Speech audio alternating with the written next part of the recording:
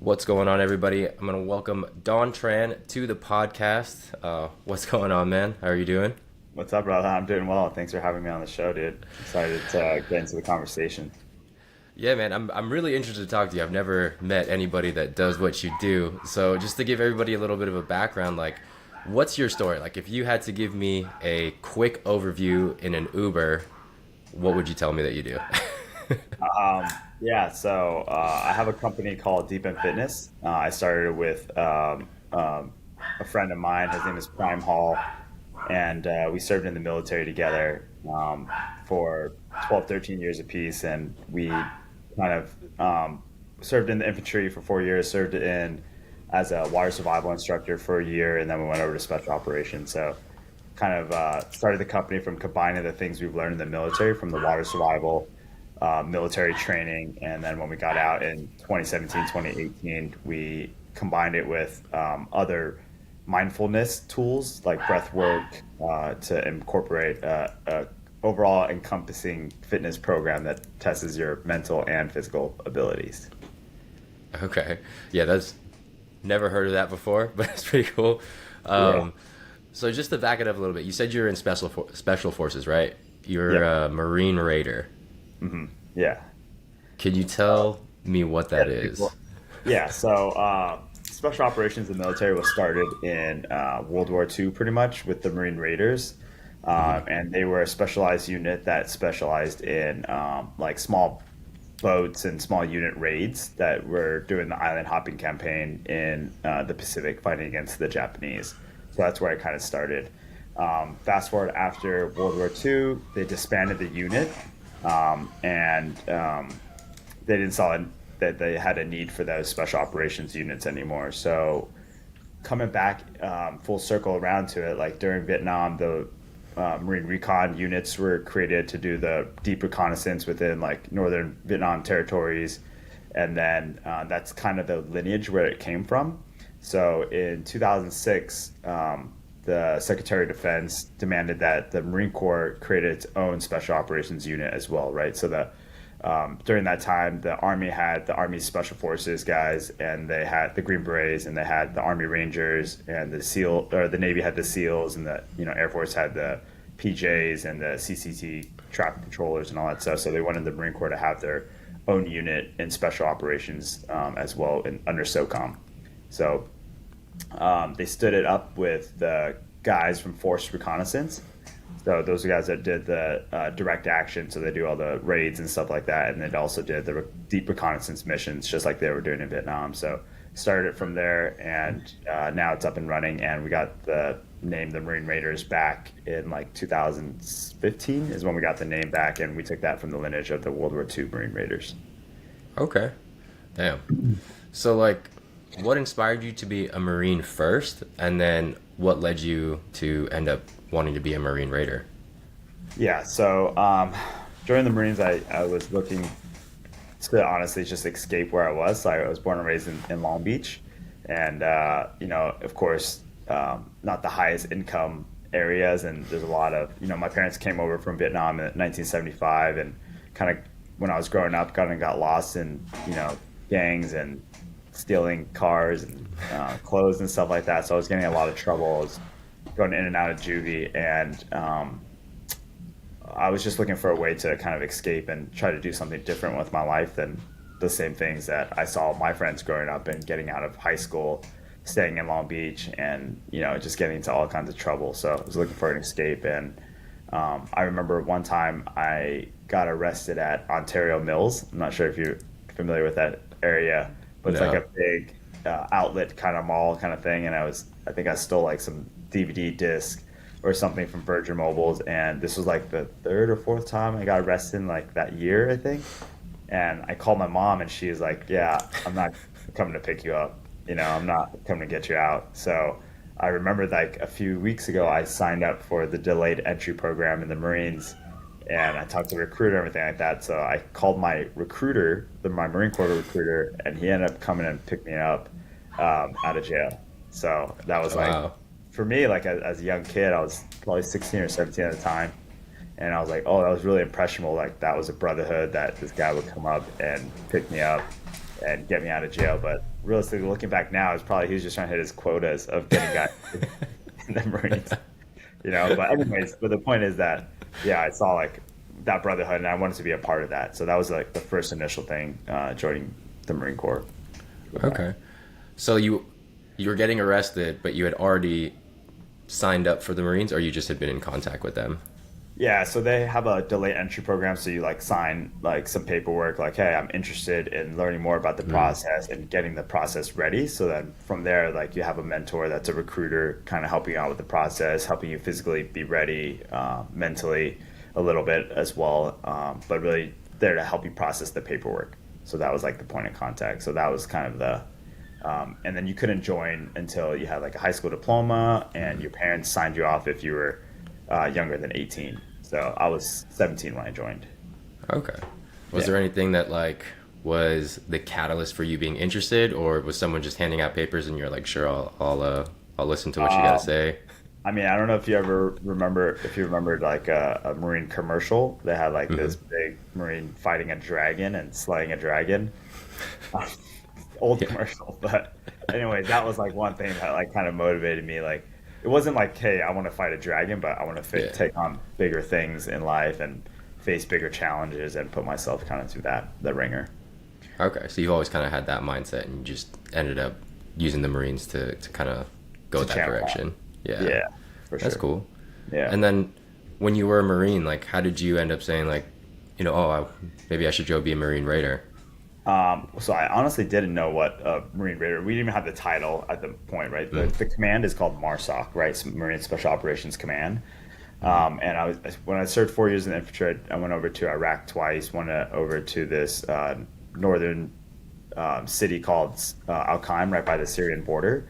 And then the second deployment was out to Fallujah. But during that time in Fallujah, we were in the center of the city, and we were able to provide some additional support. So like were like the outside cordon force that made sure nobody went into a building and nobody ran out of it, like kind of doing that for us. And it was for a Navy SEAL raid at night. So I was like, that was my first experience of like seeing what special operations was. And these guys were coming in with like dressed in like tennis shoes and, like jeans and everything. So like the cool guy kind of gear. And that was like, whoa, what are these guys? And that kind of like inspired me to like, oh, I'm gonna try see if I can do something else within the Marine Corps. So when I got back, from that deployment from Fallujah, I tried out for the Marine Sniper Team or platoon. So tried that, got into the platoon for a little bit, and when you're in the Marine Sniper Platoon and you're not actually a Marine Sniper and you didn't go to the Marine Sniper School yet, they call the Marine Snipers, they call them hogs or hunter of gunmen, and then the guys that didn't go to school yet, they call them pigs.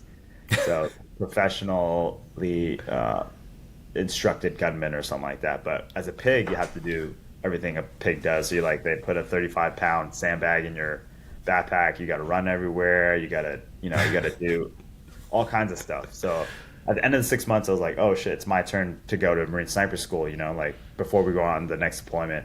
But we had some new guys check into the unit and to the platoon, and they gave the school seats to those guys instead. So I was like pissed off. Fuck it, Yeah. all 6 months and everything, and then you're gonna put me in that position. So I ended up seeing this trailer across the street from where we were staying in Camp Horno and Camp Pendleton, and had the guys that had cool uniforms and wearing different boots and stuff like that. So I ended up going over to the trailer and asking what it was about, and it was for Marine Special Operations Command. So that's how the process started.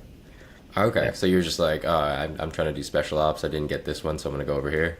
Yeah, exactly. Yeah. That's funny. And obviously, like that worked out. How long were you doing that? Yeah, so I did 4 years in infantry, and then after I went over that trailer, I got a seat for assessment and selection, or what we call ANS, and I got selected to go into the Marine Raider pipeline. But I had about a year before I could actually go to the school, so they asked me like, "Hey, do I want to go back to my old unit and deploy on a MU, which is Marine Expeditionary Unit?"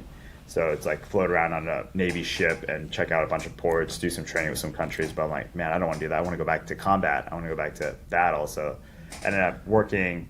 I met my business partner at A&S or a selection, and he was like, "Hey, I'm working at a pool. Do you want to come work at a pool with me until we can get ready, train together?" I'm like, "Yeah, hell yeah!" So that's how we started training at the pool. Became a water survival instructor there, and went to or ITC after, which is the course that it takes to become a marine reader, which is I think it was like a year and some change long. And then after that, I served on the teams for 8 years after that. Wow. So yeah, for Okay. about 13 years. Yeah. So you guys had been kind of doing the pool workouts and everything for 8 years, and then you kind of when you left, you decided to make it a thing. So like, correct. All right. So let's back up a little. So going to the teams and Marine Special Operations, we were at the time just going to Afghanistan. So continuously deployment to Afghanistan, different portions of it. Went over to Helmand a little bit, but after the second time we came back, and Obama was pulling the troops out of the Middle East at that time, or out of Afghanistan, and our new mission for our unit was going back into the Pacific. So it was like the Philippines, Indonesia, Malaysia, and fighting the piracy, the insurgency, and terrorist operations there, and helping these countries fight that. So that was like the transition, the switch coming back into the water. So we're like, hey, we had this tool that we used to use when we were working at the pool, and we started using it for the teams that were getting ready for the water operations.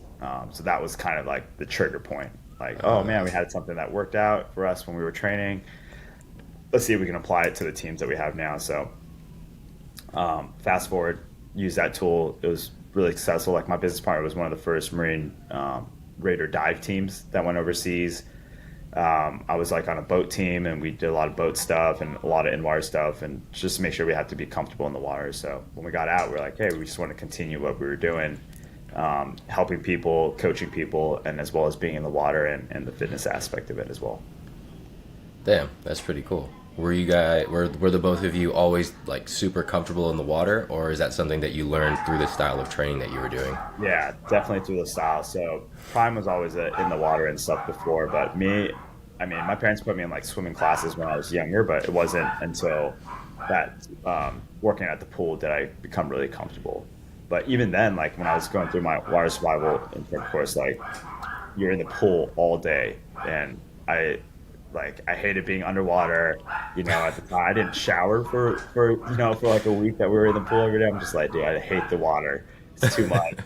But like when you remove the stress portion of it, or the military aspect of it, like the yelling and all that stuff like that, it becomes a very peaceful place and a very great area for growth, right? It's a huge change of environment. That's not where we live. You know, humans, we belong on land. We need air source all the time. So it's a great catalyst for change and for adaptation and growth. So that's why I love it. That's cool. Was there like a specific moment or thing that you were doing that kind of made you realize that, or was it just kind of looking back on it in Yeah, so retrospect? after the water survival instructor program, like when we went into the actual pipeline in the school, like I remember Wednesday mornings were like our bus rides from where we were living, like squad base to the pool, and everybody was freaked the fuck out. Like it was like the worst situation. The bus was completely silent. People were like scared to go in the water. But when we got into the water, I was like, oh man, this isn't so bad because I had all that training before. So it was like you know, I was thriving in that situation. So me and Prime were helping people out, like saving people all the time. And, you know, they put us in really, really weird situations, like swimming with your clothes on, fully clothed, or your boots on, and then like treading water extremely close to each other. Call that the beehive, you know, like you can't even get any space to move your hands so that you won't think. You know, so in that situation, like we're helping people up, and I'm like, oh man, we have the tools here to help people, to coach people through it, and the confidence level to kind of carry ourselves through that. And we saw that we were like, hey, this is we got something here. So that was Yeah, like that, right? yeah, that's cool. Yeah. Where did you guys learn all that stuff?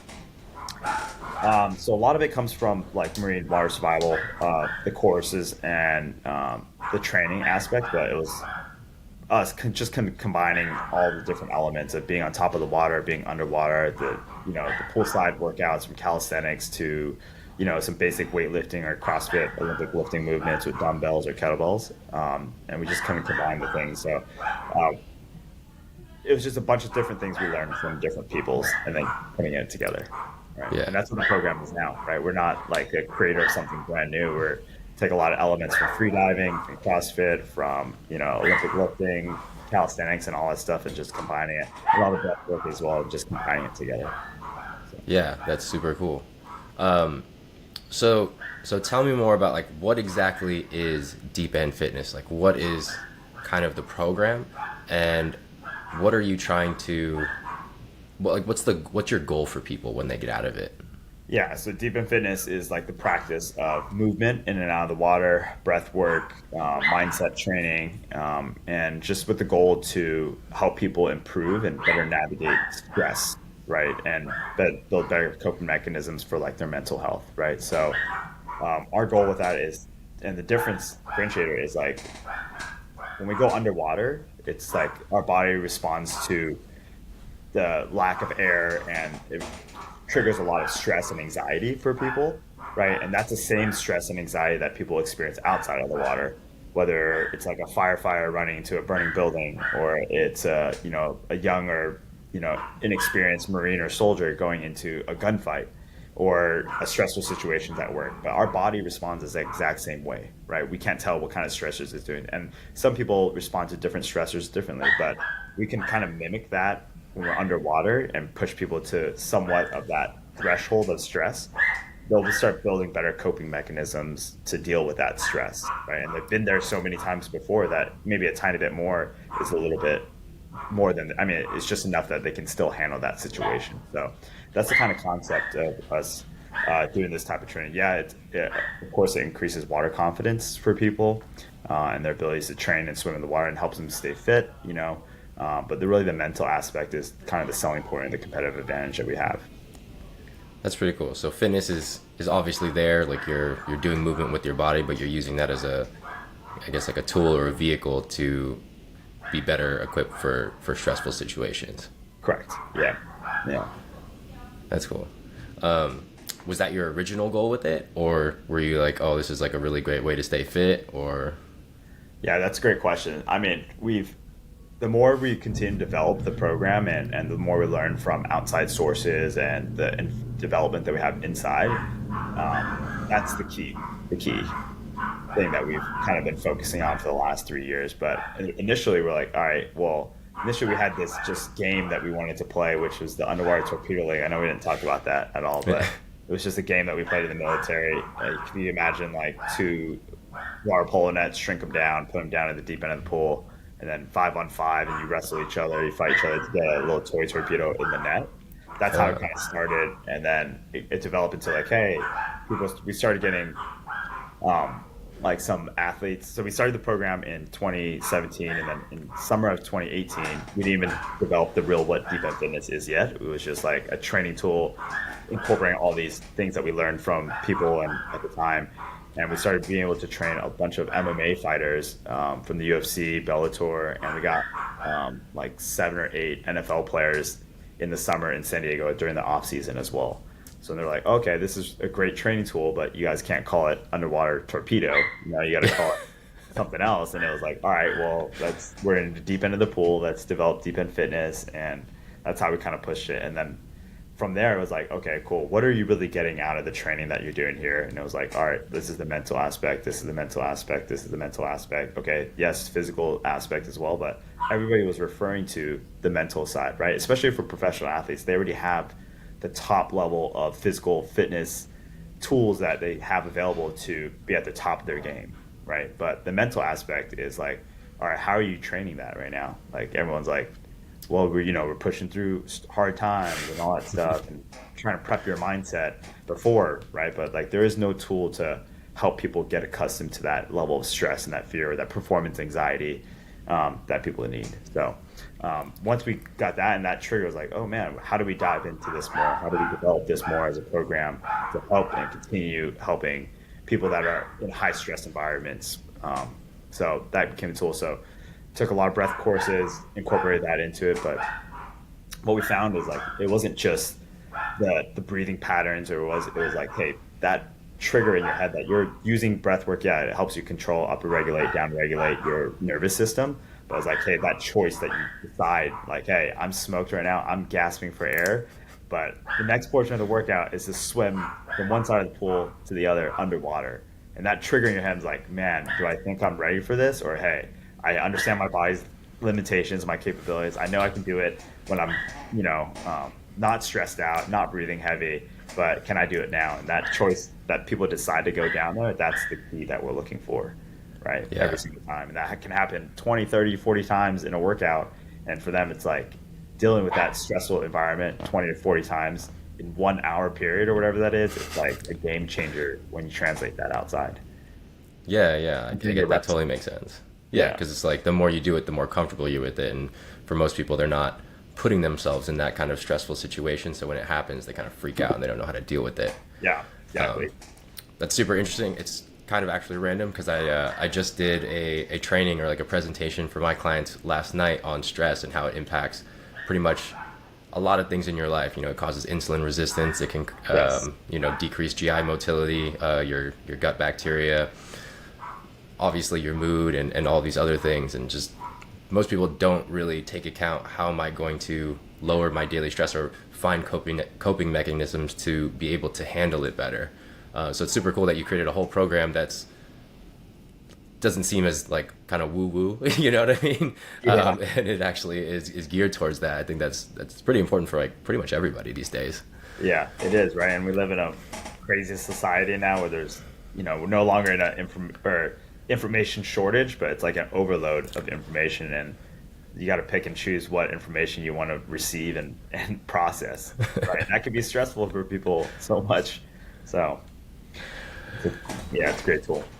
Yeah, definitely. So ever since we talked, like we actually talked probably like a month ago, and I have a pool in my in my backyard. So I was like going underwater. Obviously, it's not like a 20-foot deep pool, but I was just trying to go back and forth in the pool. Like, what are some common things or problems that you hear people, or kind of thoughts that people say, like when they're freaking out that they're underwater, and like how do you kind of get them to think differently? Because like I freaked out underwater, even though I know I could just stand up.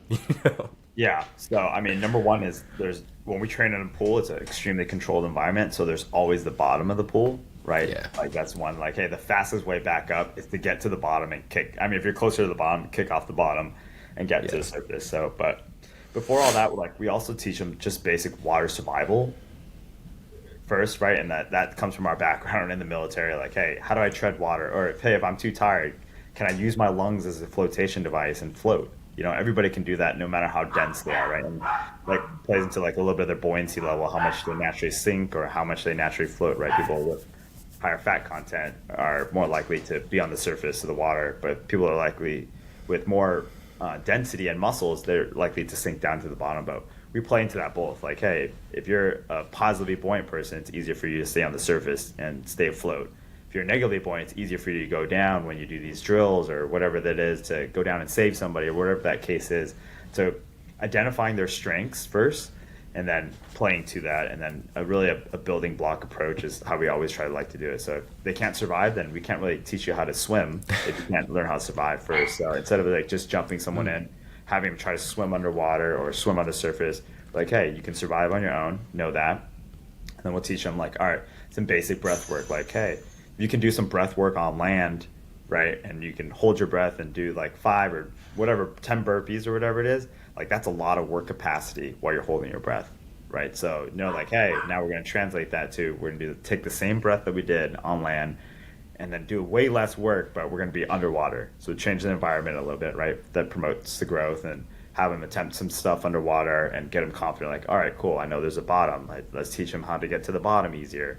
If there is somewhere in the middle, how do I pull myself down to the bottom? And play with those tools first and help them be confident. Like, hey, I know that I can survive on my own in this situation, and then progress moving forward from there into the more sexy and appealing stuff.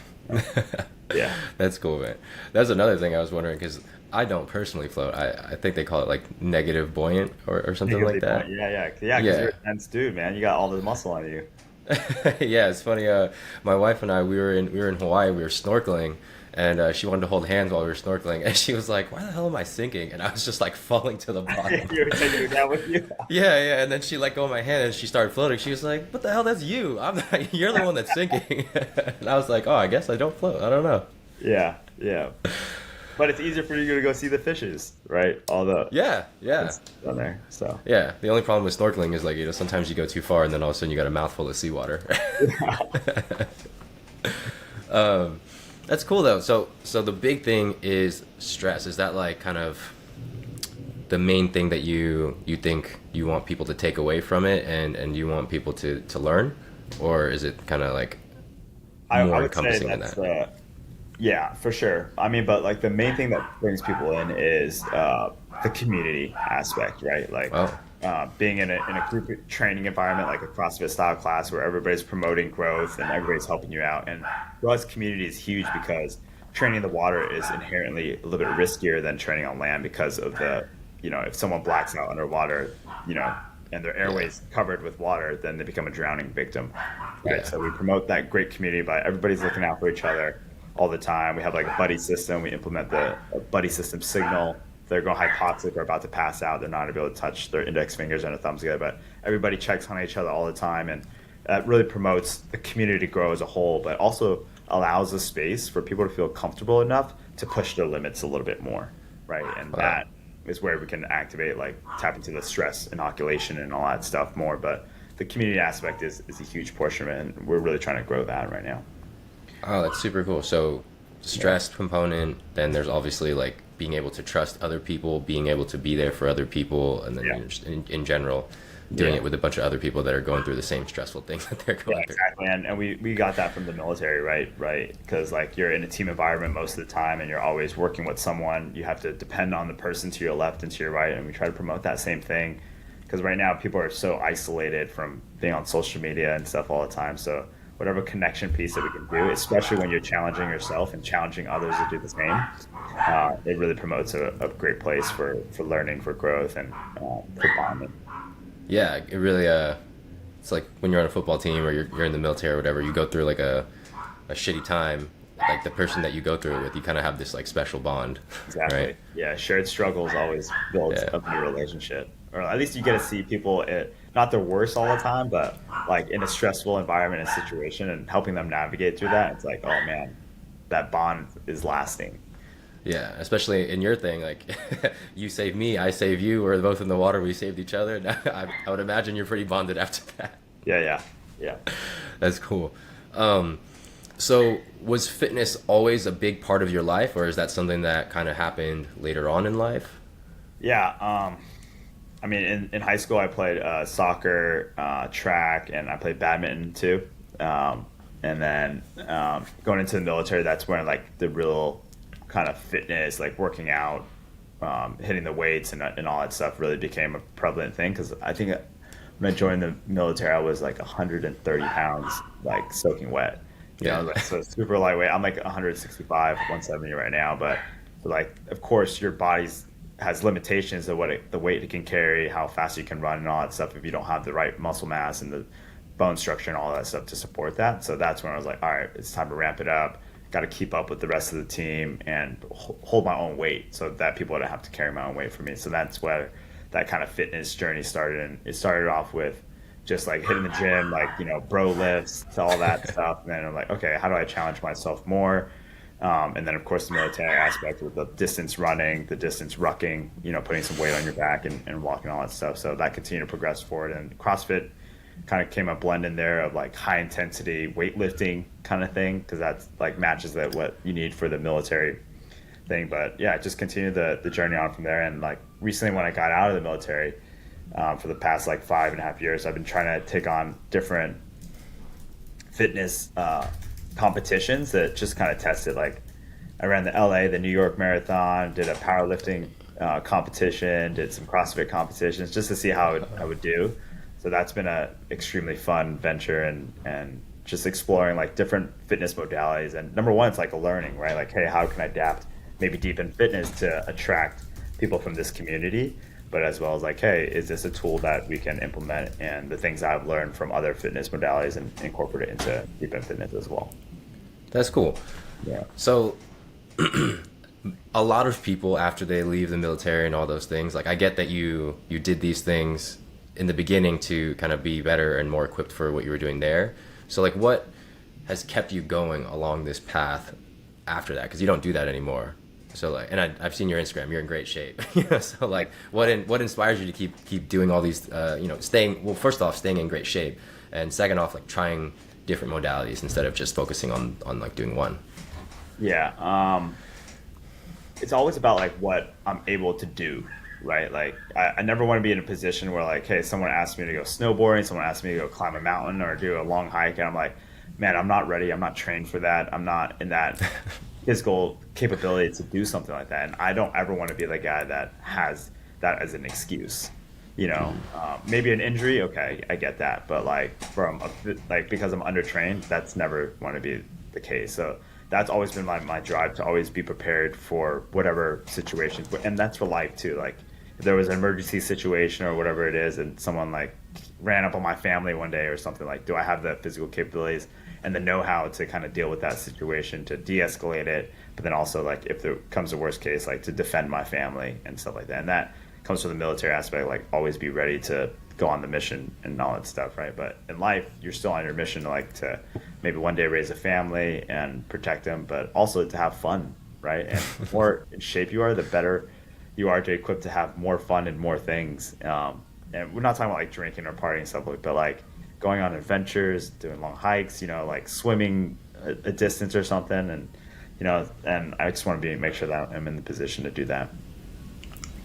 That's cool. Yeah. Is there anything that you think like kind of inspired this idea to always be fit, or is it just that you enjoy physical activity?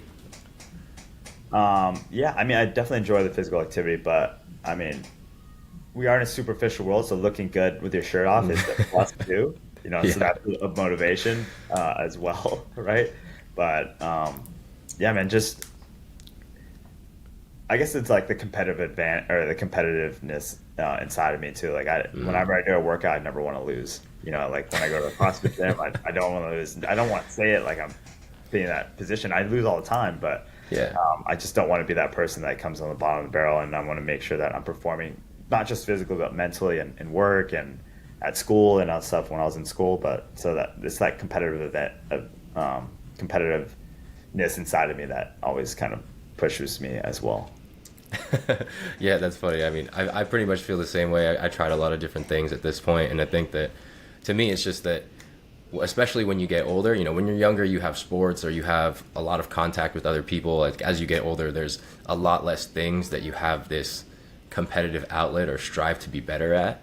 And once you just get stuck in being the same, it's pretty boring. And I Yes. feel like that's where a lot of people get super depressed. It's like, I have nothing to work for. Like, maybe I'll get that promotion, maybe I won't, but it's not really, it's like partially up to me, but not really. And so it's like very demotivating to have nothing to look forward to or strive for.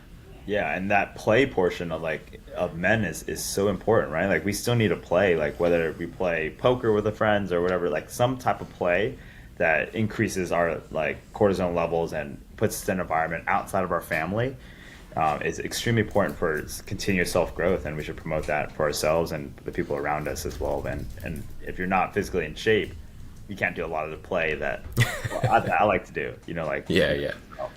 it's a huge portion. Yeah. So like out of all of the, because you said you've tried marathons, you've done CrossFit, you did powerlifting, obviously you're well versed in the pool. Like, do you have a favorite, kind of fitness modality that you like to work within, or do you kind of just like doing whatever? I mean, I'll always go back to, I mean, like 3, 4 times or maybe more than that, just a regular gym, and I'll incorporate different movements and stuff like that. But that's like easy maintenance, I would say, to, arms, legs, back, chest and all that stuff, like easy maintenance. But venturing out from there is always a thing I'll do. And depending on like the flavor of the week, so it doesn't get boring, I'll try something new or something like that. But like maintaining physical health and some type of cardio is always muscle strength and endurance and cardio is always the things I'll always rely on and go back to for sure. Okay. So just in general, you just like just being in the gym, and if you feel like you need a little bit extra something, you go do something else. Yeah, for sure. That's cool. So I'm interested to hear your take on this, but what would you define as fit for you and for your lifestyle, or just in general? Like, everyone kind of has a different idea. Like some people just want to look a certain way, some people want to run. Like, what would What would define being fit for you? Yeah. There was this workout called Operator Ugly in the military. I think it was like mountain athlete or military athlete or something like that. But it's the ability to deadlift 2.5 times your weight, squat twice your weight, bench press 1.5 times your weight, overhead press your body weight, and still be able to run 3 miles in under 22 minutes. So that was like always my standard of like fitness. Like, hey, can I still do Yeah. those things and still be able to run in that amount of time? So I still kind of hold that standard as much as I can, unless there's an injury or something like that. But being able to do that, and that's like my level of fitness, right? Like able, and that gives you a full body kind of thing, and still has your cardio, but gives you ability to make sure that you have enough strength and endurance to do things you want to do, and that's why I kind of judge it as my level of fitness. Yeah, Yeah. That's pretty decently strong. And 3 miles in, you said 22 minutes? It's like a 22. seven. I hope I'm not running 22 minutes for 3 miles, like under like Yeah. maybe 21 or 20 ish. But yeah, that's a kind of good standard to keep across. And that was like a test that we used to run in the military and special operations. Okay. Yeah. Yeah. Yeah. So I don't really run miles as a bodybuilder, so 7 minute miles are pretty fast for me. Yeah. That's cool. Um, and yeah, so at this point, I just want to ask you some like kind of well, actually, what's your goal now, right? Like with your fitness and your goal with Deep End Fitness. Yeah. So my fitness is just to maintain right now, and I still want to try some new things. Like there's like this new event that's been coming out called the High Rocks. I don't know if you've ever seen that.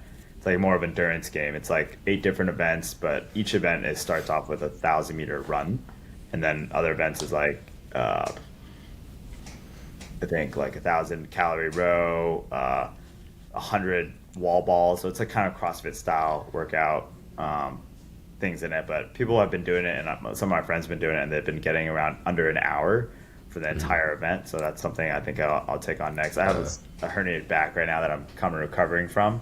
So, So I got to figure out how that works out into it. But yeah, so that's continue to try different things. And climbing mountains has always been one of my things as well that I want to try out. I don't know if you've ever seen a documentary on Netflix called 14 Peaks. no, I've never seen that. Oh man, you got to watch it. It will inspire you. Yeah, crazy dude. So he climbs 14 peaks in a year or some very short amount of time, but like the top peaks like K2, Mount Everest, Kilimanjaro, and all those stuff. So that's something I want to kind of tap into and explore, doing on the physical fitness side and being outside and stuff more. But for Deep End Fitness, our goal is to continue the expansion right now. So we're pushing it through like a licensing model, similar to like a CrossFit affiliate, in between a CrossFit affiliate and like an F45 kind of expansion model, somewhere in between. So just expanding and just pushing the training methodology out to as much people as we can across the country first, and then hopefully go international sometime next year. So it's been extremely exciting, and going to new places across the country and seeing people that are stoked about something that you're developing and continue to grow is extremely powerful in seeing that. So we want to continue that and push that as much as we can right now. Yeah. So you said you want to do a franchise model. So is it going to be like they're buying into your business, or are you doing like certifications? Yeah, it's a licensing model right now. So someone that's interested will express interest, hit us up on our website, and then we'll do an interview with them, and they'll jump on and just learn the motivations and make sure they're a good fit and all that stuff. And then they'll take our instructor certification course, and then they'll start like a mentoring process to developing and getting and starting their own location. So we just launched our 19th one in Jacksonville, Florida. Continue the process there and pushing it out to see where we can go. That's cool. So you guys have been growing pretty fast. Not as fast as we want, but Oh, yeah, of course. we're at a decent rate. Yeah, we're getting a lot of attention, and social media has been helping out a lot. We had like Sports Center and House of Highlights and all those pages repost some of our stuff. So we've been on a lot of visibility now. It's just time to capitalize. Yeah. Yeah. It's funny. I saw you guys on like was it Lad Bible or Puberty or Oh, yeah, something yeah. like that? Yeah. The other day I was like, Oh, dude, I'm gonna talk to that guy later. Yeah. Yeah, I mean, we we have a lot of eye-catching content, right? Because it's like, Oh what are yeah, you guys doing underwater? That's not a very typical thing on the grid or on your feed, yeah, so yeah, it changes up the patterns. Yeah. yeah. It's definitely super interesting. I mean, so what would you say to someone who has seen those posts and maybe after listening to this, they're like, oh, I'm definitely interested. Maybe I'm not good at handling stress, but like, I don't know. That water stuff looks kind of freaky. Yeah, Like that's scared intense. about it. Yeah. Yeah. I mean, it's for everybody, right? And we have beginner programs. I mean, we had, like, to be honest, since we started the business, I've had millions of people, or not millions, but thousands of people that tell me, Yeah. yeah, I'm gonna come to a session. I'm gonna come to a session. Yeah, I want to try it out. I want to try it out. But taking that step of actually just showing up is the biggest thing, and that's like anything in life, dude. Like, you want to do something, just actually commit and doing it. Like, there's going to be a lot of uncertainty. There's going to be a lot of fears. There's going to be a lot of, uncomfortable situations. But as long as you put yourself out there, I promise you, you won't die. You won't drown. Um, and in life, like, hey, you might fail at something, at some of the events or whatever this, but that's okay, dude. That's the first step of trying something new and experiencing it and learning from it, right? There's learning all throughout the steps of the way, whether what's going on internally, what's going on externally, but there's a lot of things that can be applied to putting yourself in a different environment and trying something new and embracing the discomfort. Yeah. Yeah. That's super cool, man. That's exactly a lot of the things that I think about, like bodybuilding. It's super uncomfortable. Some of it's monotonous. It's very stressful at some points, and like those are all things that are very important to learn or kind of instill in yourself to be ready for other things in the future. Yeah. So that's pretty cool, The man. cutting for me for bodybuilding would be the biggest thing. Like, becoming weighted, I'm a big eater, and I work out a lot so I can eat as much as I do. And Yeah. it's food, but it's like crazy how much you guys cut in that stuff, dude. And just power to you guys in the community for doing what you guys do. That's awesome. Yeah, it's just like a different form of stress that's like it's just more monotonous. So it's like a long buildup over time instead of just like, oh shit, I'm in the pool and I'm not breathing. So Yeah, it's like dull, long and stress versus like super acute, really high stress. yeah, yeah, yeah. Yeah. Well, cool, man. I just want to ask you a couple kind of rapid fire questions, just your opinion on things, like whatever pops into your head or, whatever your opinion is on it. Cool? All Ready? right. Participation trophies. No, no, hell no. You gotta earn it. You gotta achieve something. I'll never give my kids when I have any participation trophies or any of their friends or classes or whatever that is. Why is that? What do you think participation trophies represent?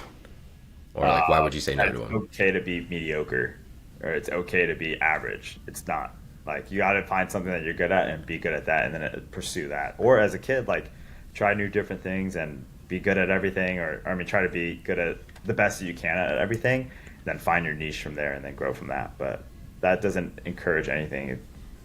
It's going to be a rude awakening when they get to the real world where like everybody expects a raise. Like, oh, bro, you're not going to get a raise. You can work for that. They're like, Yeah. so I don't want to promote that in the society that we are right now. So, Yeah. Yeah. You don't get stuff just for showing up. yeah, exactly.